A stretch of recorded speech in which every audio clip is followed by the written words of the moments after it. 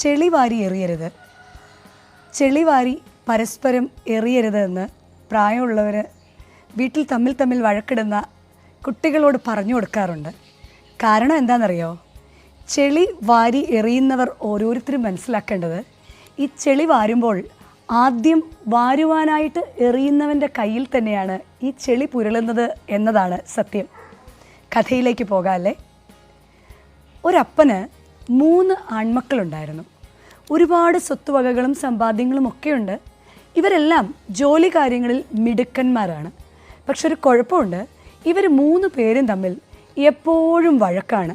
ചെറിയ കാര്യങ്ങൾക്ക് പോലും ചെറുപ്പകാലം മുതൽക്ക് തന്നെ ഇവർ വഴക്കുണ്ടാക്കിക്കൊണ്ടേയിരിക്കും. ഇവർ വളരുന്നതനുസരിച്ച് ഈ സ്വഭാവം മാറുമെന്നായിരുന്നു ആ പിതാവ് കരുതിയിരുന്നത്. എന്നാൽ വളരും തോറും ഇവരിലെ ദേഷ്യം കൂടുക മാത്രമാണ് ചെയ്തത്.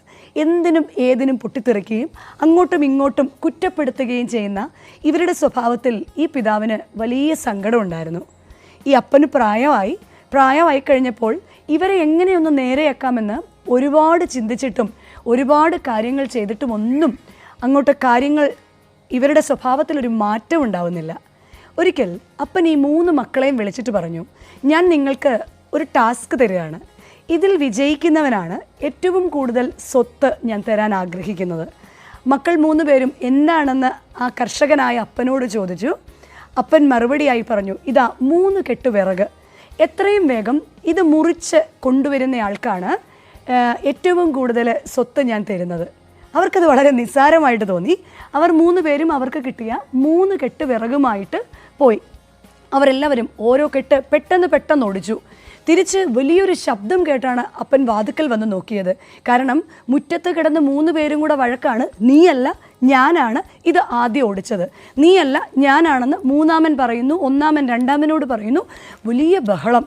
അപ്പോൾ അപ്പൻ ചോദിച്ചു, ഇവിടെ ഈ ടാസ്ക് തീർന്നു എന്ന് നിങ്ങളോട് ആര് പറഞ്ഞു? ഇതാ വീണ്ടും 3 കെട്ടുകളിരിക്കുന്നു. പക്ഷെ ഒരു കാര്യം, ഇനി വിറകുകളല്ല ഒടിക്കേണ്ടത്, കെട്ടുകൾ ഒന്നിച്ചാണ് ഒടിക്കേണ്ടത്. ഓ, അതും നിസ്സാരമായ കാര്യമാണ് എന്ന് ഇവർ പരസ്പരം പറഞ്ഞുകൊണ്ട് തങ്ങൾക്ക് കിട്ടിയ കെട്ടുകൾ കൊണ്ട് മുന്നോട്ട് പോയി. എന്നാൽ അവരെത്ര പരിശ്രമിച്ചിട്ടും കെട്ട് ഒന്നിച്ചൊടിക്കാൻ സാധിക്കുന്നില്ല. ഒന്നിച്ചൊടിക്കാൻ സാധിക്കാതെ അവർ കുറേ പരിശ്രമിച്ചു. എന്നിട്ട് മറ്റവൻ ഒടിച്ചോ എന്നറിയാൻ വേണ്ടി അവൻ എന്തു ചെയ്യുന്നു എത്തി നോക്കിയപ്പോൾ ഒന്നാമൻ രണ്ടാമനോട് പറഞ്ഞു, എനിക്ക് പറ്റുന്നില്ല, നിനക്ക് പറ്റുന്നുണ്ടോ?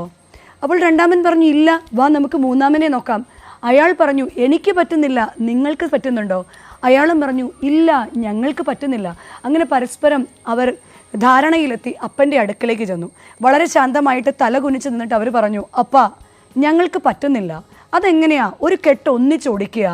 അപ്പൻ പറഞ്ഞു, 3 പേർക്കും ഇതിൽ ഒറ്റ അഭിപ്രായമാണോ? അന്നേരം പറഞ്ഞു, അതെ, ഞങ്ങൾക്ക് ഒറ്റ അഭിപ്രായമാണ്, ഈ ടാസ്ക് മാറ്റി വേറെ എന്തെങ്കിലും തരണം.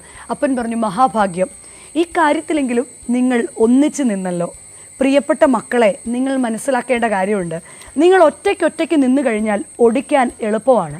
എന്നാൽ കൂട്ടമായ ഒരു കെട്ട് ഒടിക്കാൻ ബുദ്ധിമുട്ടുള്ളതുപോലെ നിങ്ങൾ ഒന്നിച്ച് നിന്ന് കഴിഞ്ഞാൽ നിങ്ങളെ ഒടിച്ചു കളയാനോ നിങ്ങളെ തകർത്ത് കളയാനോ നിങ്ങളെ നശിപ്പിച്ച് കളയാനോ പുറത്തുനിന്ന് ഒരു ശക്തിക്കും സാധിക്കും.